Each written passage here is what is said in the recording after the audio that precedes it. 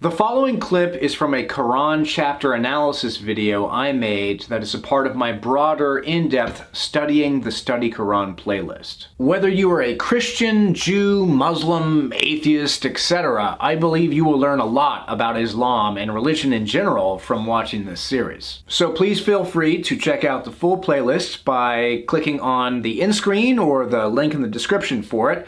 Or if you're just interested in seeing the video that this clip was taken from, I'll provide a link and an end screen for it as well. But without further ado, here is the clip you actually wanted to watch when you clicked on my face. Enjoy. The next verse I would like to read and discuss is verse 40. Truly those who deny our signs and wax arrogant against them, the gates of heaven shall not be opened for them, nor shall they enter the garden till the camel pass through the eye of the needle.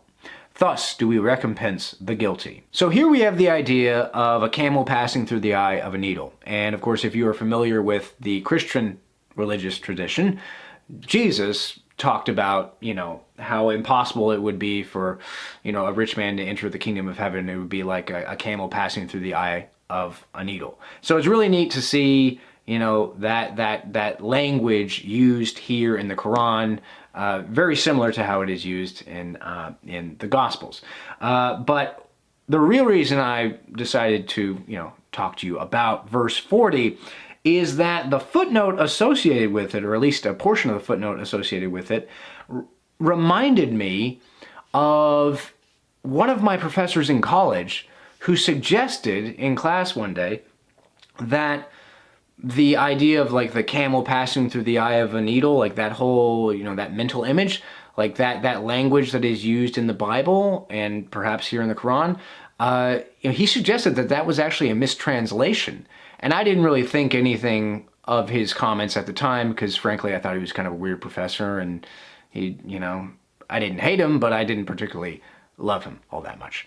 But I gotta say, the footnote associated with verse 40, it suggests that maybe my professor in college was not so off the mark as I thought he was. So let's go ahead and read this footnote and we'll discuss. The image of the camel passing through the eye of the needle is a metaphor for something so difficult as to be impossible, and is similarly used in the gospel to describe the difficulty of a rich man entering the kingdom of God.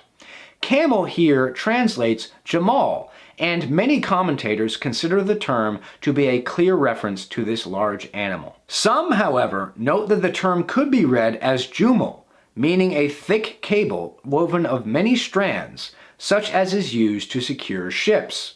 Al-Zamakshari, for example, favors this reading, since the idea of a large cable passing through the eye of a needle seems a more natural metaphor than one referring to a camel. Some biblical commentaries, such as the Geneva Study Bible, similarly suggest that the term camel in the Gospel account may refer to a thick cable, although most indicate that the image of a camel, or in some cases an elephant, passing through the eye of the needle was a well-known metaphor at that time. Isn't that mind-blowing? I mean, my professor in college may very well have been correct about, the camel passing through the eye of the needle language being actually a mistranslation in both the Bible and the Quran. Or perhaps, that really was the language in the Bible and the Quran. Regardless, whether you translate, it to camel passing through the eye of the needle or like a thick cable trying to pass through the eye of the needle, the metaphor, the ultimate meaning is the same. But that's a very famous thing that Jesus said, like the very famous quote when people always cite camel passing through the eye of the needle. It's crazy that I don't know, we may have been misquoting Jesus this whole time. That's just nuts to think about.